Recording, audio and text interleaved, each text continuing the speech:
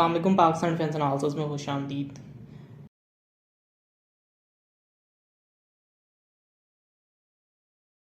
پاکستان کی جانب سے 12 ستمبر کو نومبر 2020 کی کنٹینیویشن میں انڈیا کی ٹیررسٹ ایکٹیویٹیز کے خلاف ایک اور ڈوزیر پیش کیا گیا ہے۔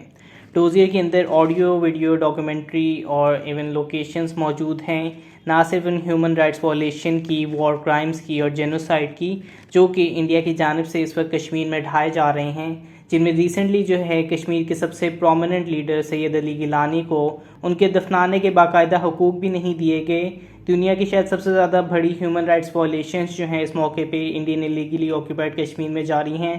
تمام ایویڈنس اور ڈاکومنٹس جو ہیں اس چیزوں کے موجود ہیں، لیکن اس کے باوجود انٹرنیشنل کمیونٹی کی جانب سے اس پہ کسی قسم کی کارروائی نہیں کی جاتی۔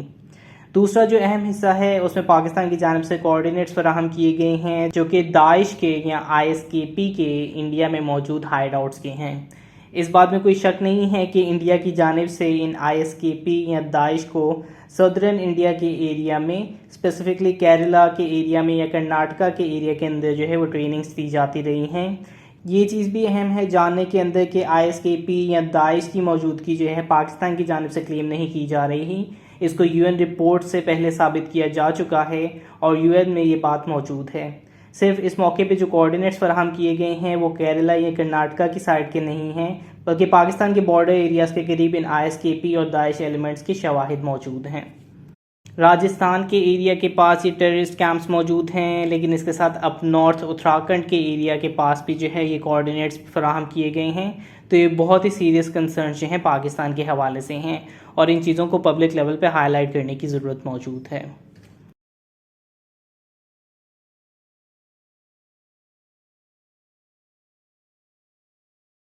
SCO شنگھائی کوآپریشن آرگنائزیشن آج 16 ستمبر سے دوشانبے تاجکستان میں شروع ہونے والی ہے۔ پریویسلی میں نے منشن کیا تھا کہ پرائم منسٹر عمران خان اور رشین صدر ولادیمیر پوٹن کی آپس میں شنگھائی کوآپریشن آرگنائزیشن کی سائیڈ لائنز پہ ایک ملاقات متوقع ہے۔ however ایسا بتایا جا رہا ہے کہ کووڈ کے ممکنہ خطرات کے باعث ولادیمیر پوٹن SCO میں شرکت نہیں کریں گے اور ابھی وہ سیلف آئسولیشن میں چلے گئے ہیں۔ اس کے نتیجے میں دونوں کی بائیلیٹرل میٹنگ بھی کینسل ہو چکی ہے اور ایسا لگ رہا ہے کہ یہ میٹنگ فارن منسٹر کی جانب سے بھی اٹینڈ کی جا سکتی ہے،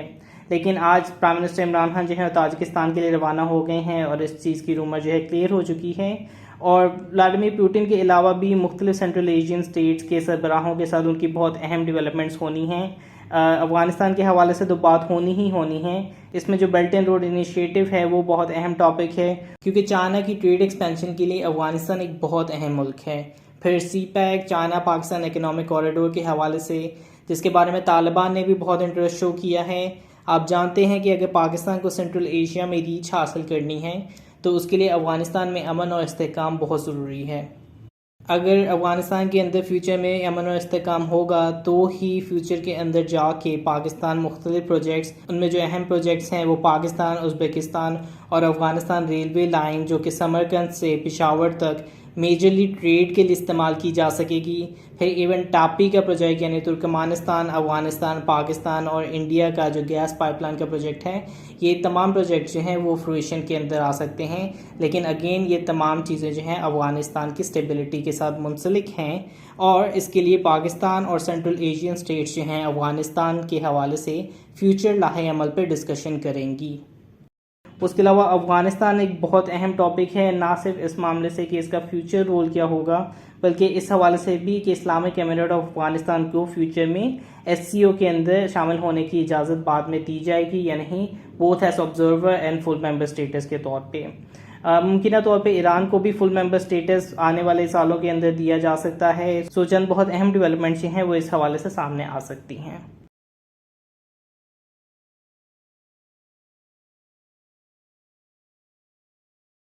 دس از این ایکسکرپٹ فرام کیوبا جو کہ پروجیکٹ عزم کے حوالے سے ہے، اور اس میں پروجیکٹ عزم کے حوالے سے ایمبیشیز اور پریگمیٹزم کو بیلنس کرنے کے حوالے سے بات کی گئی ہے۔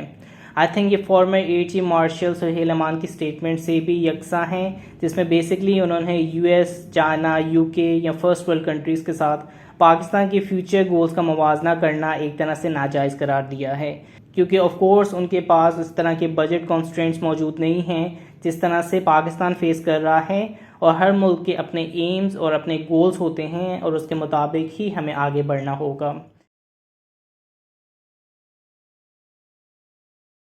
اسی آئیڈیا کو پروجیکٹ عزم کے زاویے سے دیکھیں تو پاکستان ایروناٹیکل کمپلیکس کے پاس 5th generation fighter aircraft design کرنے کا کسی قسم کا تجربہ نہیں ہے، اور جو ان پٹس اور ڈیزائن ریکمنڈیشن ہم نے GF-17 تھنڈر کے ساتھ چائنیز کے ساتھ شیئر کی تھی یا اس میں جو ہم انوالو ہوئے تھے وہ ناکافی کنسیڈر کی جا سکتی ہیں۔ ایز فار ایز پروجیکٹ عزم کی ڈیولپمنٹ کا تعلق ہے، ہم جانتے ہیں کہ اس موقع پر پروجیکٹ عزم اپنے ڈیزائن فیز میں موجود ہے، اور آلدو اس اسکرپٹ میں موجود ہے کہ منیمم اس ڈیزائن کا 1 سائیکل مکمل کیا جا چکا ہے، لیکن جہاں تک مجھے آئیڈیا ہے اس کے 2 سائیکل مکمل کیے جا چکے ہیں۔ پروجیکٹ عزم میں شامل افراد یا کریو کے مطابق پروجیکٹ عزم کی ڈیزائن اور فلائٹ کریکٹرسٹکس کو CFD یعنی کمپیوٹیشنل فلوئڈ ڈائنامکس کے ذریعے ٹیسٹ کیا جا رہا ہے۔ CFD کے ذریعے ڈیزائن کو مختلف فلوئڈز کے ساتھ، فلوئڈ گیس، فلوئڈ لیکوڈ اور ایون فلوئڈ سالڈ کے ساتھ جو ہے نیومیریکل ویلیو انالیسس کے ذریعے اس کے ٹیسٹ کیے جاتے ہیں۔ جو آئیڈیا ہمیں پروجیکٹ عزم کے حوالے سے ہے، ممکنہ طور پہ یہ YF-23 بلیک وڈو سے سملیرٹی رکھے گا، سو کوائٹ پاسبلی اس کے ریزلٹس سملر ہو سکتے ہیں، لیکن پرابلم اس سے آگے شروع ہوتی ہے، اور جس پروجیکٹ عزم کی تیاری کی جا رہی ہے اس کے حوالے سے یہ بھی آبزرو کیا جا رہا ہے کہ پاکستان ایروناٹیکل کمپلیکس کے پاس ابھی اس چیز کی کنفیوژن موجود ہے کہ اس سے آگے کیسے پروسیڈ کرنا ہے، چونکہ پاکستان ایروناٹیکل کمپلیکس کے پاس وہ انفراسٹرکچر، وہ انڈسٹریل بیس یا ایکسپیرینسز موجود نہیں ہیں۔ مثال کے طور پہ wind tunnel testing, gas turbines, steel composite materials کی اسٹڈی، ایسی چیزوں کی اسٹڈی موجود نہیں ہے کہ جو کنسیپچول ڈیزائننگ کی جانب سے تیار کیا جا رہا ہے اس کو عملی طور پہ بنایا جا سکے اور اس کانسیپٹ کو ڈیٹیل میں اسٹڈی کیا جا سکے۔ ہمیں یاد رکھنا چاہیے کہ اس وقت جو ہے TFX کی تیاری کے اندر کئی ہزار انجینئرز، ریسرچرز اور دیگر ایکسپرٹیز جو ہیں اس وقت موجود ہیں، اور اس کے باوجود انہیں مزید انجینئرز اور ریسرچرز کی ضرورت پڑ رہی ہے۔ اس صورتحال میں پاکستان ایروناٹیکل کمپلیکس کے پاس نہ تو وہ ایکسپیرینس موجود ہے، نہ ہی ہمارے پاس وہ ہیومن ریسورس کی موجودگی ہے اس صورتحال کے مد نظر کہ پروجیکٹ عزم کو جو ہے ایک سیریس اینڈ کی جانب آگے بڑھایا جائے۔ تو اس تمام معاملے کو مد نظر رکھتے ہوئے اس چیز پہ سیریس ڈسکشنز جاری ہیں